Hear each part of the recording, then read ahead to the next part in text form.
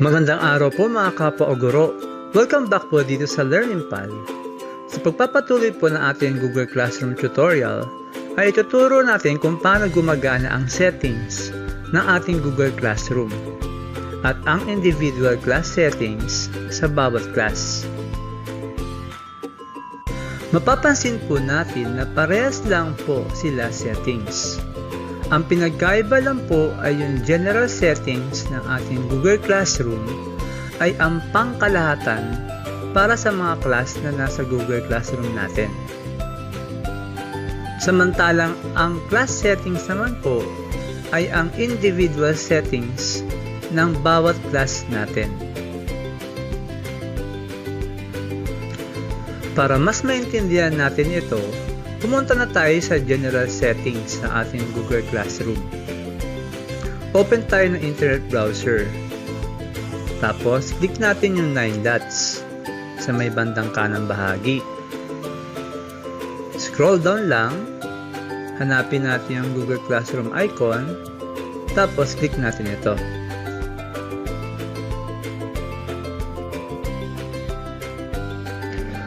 Pag nasa loob na ng Google Classroom, makikita natin sa kaliwang bahagi sa bandang taas yung tatlong horizontal lines. Yung iba ang nickname na tawag nila dito ay pancake, sa iba naman sapin-sapin. Pero ang ibig sabihin niya operationally ay main menu. Kasi nandito na lahat yung laman ng ating Google Classroom. I-click natin yung main menu. Ang una natin makikita yung classes. Ito yung mga class natin sa Google Classroom. Ito yung hawak kong mga class. Galileo, Newton at Aristotle. At yung nasa baba, practice hehehe. Ito yung class kung saan ako naka-enroll. Practice kasi ito yung ginagamit namin mag-asawa kung may gusto kaming itry sa Google Classroom. Halimbawa, i-click natin tong Newton. Tapos, gusto mong bumalik dun sa main page. I-click mo lang ulit yung main menu.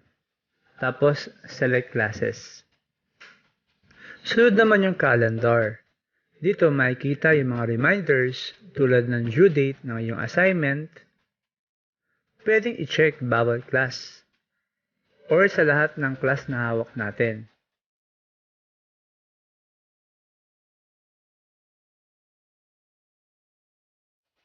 Yung review naman po, pag tinik, makikita natin yung mga task na binigay natin sa mga estudyante. Pag okay na, na-check na natin, i-click natin yung 3 vertical dots. Tapos, i-click yung mark as reviewed. Ibig sabihin, na-check na natin yung task. Tapos, mawawala na siya sa list ng to review. At mapupunta na siya sa reviewed. Makakatulong ito sa pag-check natin ng mga task na binigay natin sa ating mga estudyante.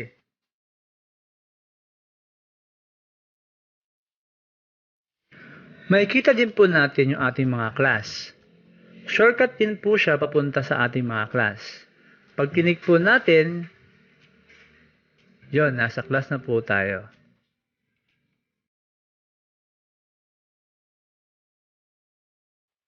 Sunod naman yung enrolled. Kung kanina yun yung teaching na part, ang hawak natin mga klase, ito naman yung class kung saan ako naka-enroll parang estudyante. Ito po kasi yung practice hehehe.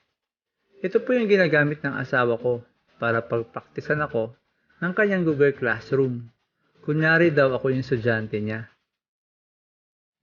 Sa archive class naman po, ito yung mga class natin na ginamit dati.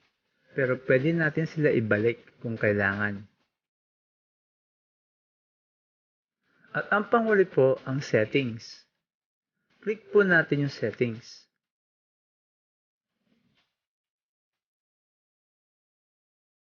Dito sa settings, pwede natin mabago ang ating profile pic.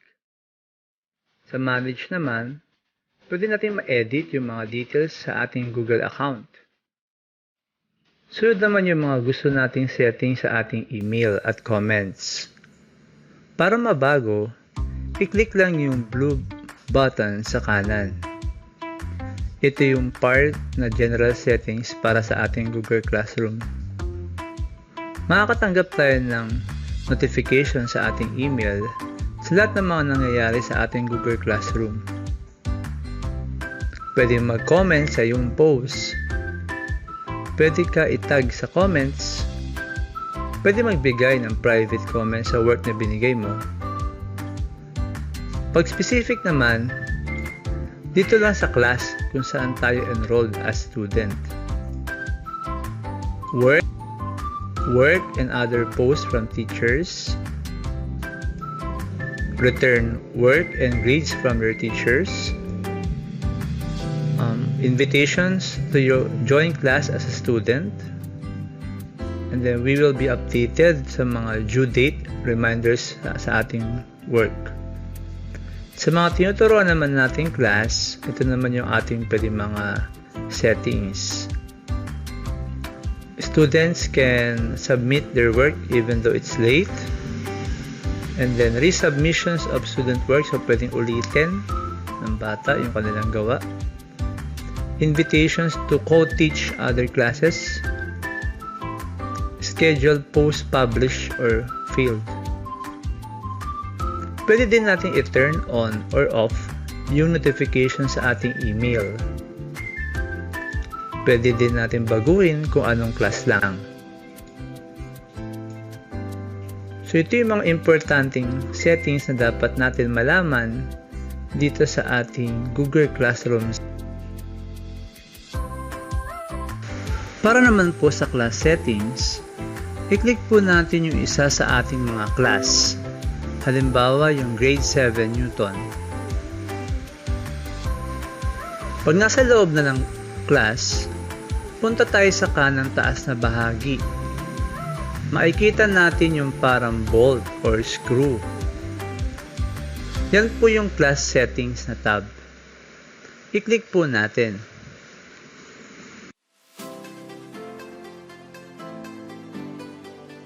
Dito sa class settings, pwede natin mabago yung class name.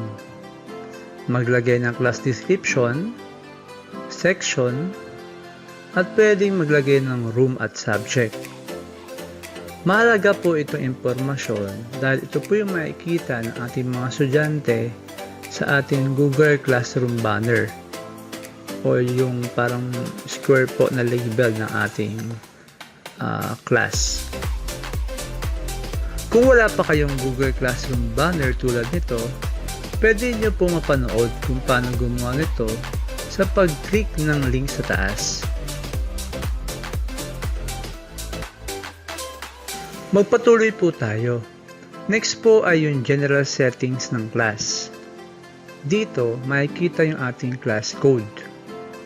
Pag kinik yung drop-down arrow, pwede itong i-display para mas malaki. I-copy, i-reset at i-disable. Sunod po yung settings sa stream. Pwede po natin mabago kung makaka-post at comment ang bata sa stream. Sa classwork naman po, pwede natin mabago yung settings sa pag-submit ng mga gawain ng mga estudyante. Tapos dito, pwedeng makita o hindi ng mga estudyante yung mga naburang mga files. Sa pinakababa naman ay yung grading.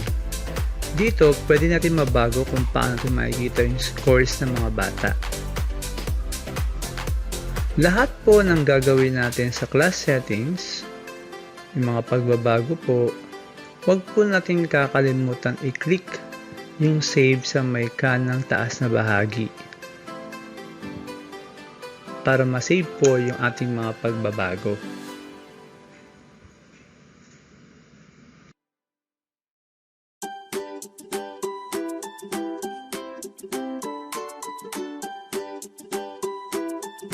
Sana nakatulong po ang video na ito sa ating paghahanda gamit ang Google Classroom.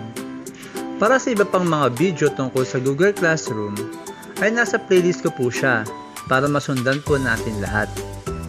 Maraming salamat po, teachers. Ingat po tayo palagi. For more learning videos and tutorials, CPD seminars and webinars, and new trends in education, subscribe and hit lang po ang bell ng ating YouTube channel. For more learning resources, like and follow lang po ang aking Facebook page. Stay safe po and God bless. Happy learning, pals!